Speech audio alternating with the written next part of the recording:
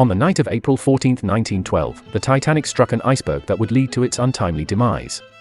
But what if this accident was not an accident at all? What if it was not even the Titanic that sunk, but in fact her sister ship of the Olympic, which looked nearly identical? This leads us to the Titanic switch theory, which states that the company White Star Line that owned the Titanic switched the ship for her sister ship the Olympic in a case of insurance fraud. It all started on the 14th of June in 1911 when the Olympic made its maiden journey under Captain Edward J. Smith, and within the first week of its travels got into a collision with the O.L. Hallenbeck in New York. The Olympic got into another collision on the 20th of September, again under Captain Smith, with the British warship HMS Hawke, and this collision damaged the Olympic badly, including a hole above and below the waterline, frames buckled, rivets popped, distortion to the propeller system, and a bent keel. This became a bigger issue when White Star Line was found at fault for the accident and was going to have to pay for repairs. According to the switch theory, White Star Line performed minor changes to both ships to make them identical and then proceeded to switch the ship, meaning the maiden journey of the Titanic that ended up in a tragic accident was actually a planned plot to sink the Olympic, created by White Star Line. The theory states that the ship, the SS Californian, captained by Stanley Lord, was planned to rescue the passengers of the ship, so there would be no casualties, but the ship was farther away than was planned and thought the flares for help by the Titanic were fireworks due to them not being the agreed-upon color. As a result of this, 1,514 of the 2,224 passengers and crew died that night in the sinking. So what if the Titanic was switched, but it was never supposed to result in casualties? Would White Star Line be willing to sink their own ship and commit insurance fraud to not take a financial loss?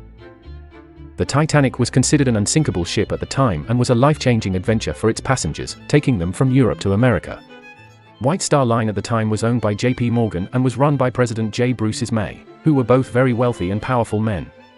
According to the theory, the motive for the ships being switched was the insurance payout that would result from the sinking of the Titanic.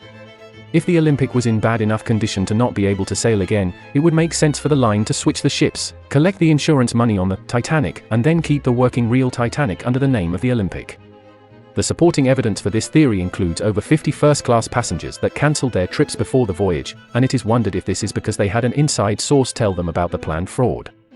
Additionally, J.P. Morgan removed many valuable bronze statues he was trying to import to America off the ship just an hour before the voyage. It is questioned if Morgan removed these statues because he knew the ultimate fate of the ship. Another main piece of evidence for the switch theory is the switching of parts between the two ships. A propeller from the Titanic was used on the Olympic before the supposed switch, which opens the precedent of interchanging parts between the two ships. This propeller fix is actually when the supposed switch of the ships happened, as both ships were stationed in Belfast on March 2, 1912, and the repairs of the Olympic were set to only take a few hours, but it stayed there until March 7. Changes were supposedly made to the Olympic at that time to make it identical to the Titanic, which includes adding a bulkhead, vertical joints, and 1,000 pounds of tonnage. One of the main pieces of evidence for the switch theory is that of the windows and portholes, as before the Titanic's maiden journey the Titanic was said to have 14 portholes and evenly spaced windows on the B deck, while the Olympic had 16 portholes and unevenly spaced windows on the B deck. Upon its maiden journey the Titanic had 16 portholes and the windows on the B deck were uneven, raising the question as to how these windows and portholes were changed between the launch of the ship and the maiden voyage. The main argument against this theory is that White Star Line would have lost money in this plan. The insurance payout for the Titanic was around $5 million, yet both ships cost $7.5 million to construct. Sources have stated that the damages of the Olympic were not actually that bad, as the ship continued to sail for months after the collision and would have only cost around $120,000 to repair, which is much less in comparison. Another factor to consider is the $9.5 million worth of claims that were filled for the cargo on the ship.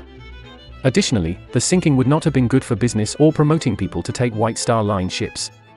Another problem with the switch theory is that the two ships were not identical, and that the required structural changes would have been nearly impossible with the given time constraints. Both ships also retain their original hull numbers, the Olympics as 400 and the Titanics as 401, meaning all of the parts for each ship are stamped with the correct number for the ship it was intended for. The only exception to this is the propeller, which previously had been switched between the ships. Sources also say photos of the ships were often interchanged, making details of each ship hard to account for, which might explain the window and porthole changes between the ships.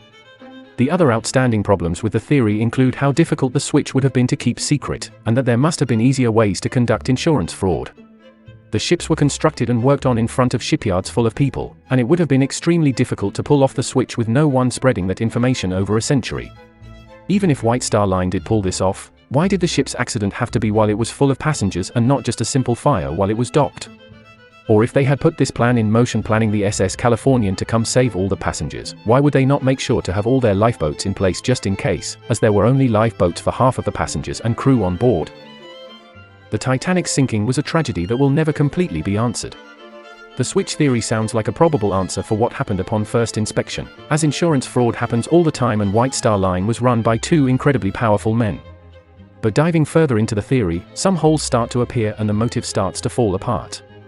A common feature among this theory is that there is a wide discrepancy between facts in many features of this case that make it kind of a muddy and unclear topic. This is not only seen with the differences between the ships, but with the amount of insurance paid, the distance and actions of the SS Californian, the reasons behind trip cancellations, and much more. All of these differences in fact lead to the conspiracy becoming weak because there is no hard, for sure evidence holding it up. While the Titanic switch theory is an interesting and shocking idea that therefore has gotten media attention and is talked about because people truly wonder if this could happen, there is not enough evidence to support the theory.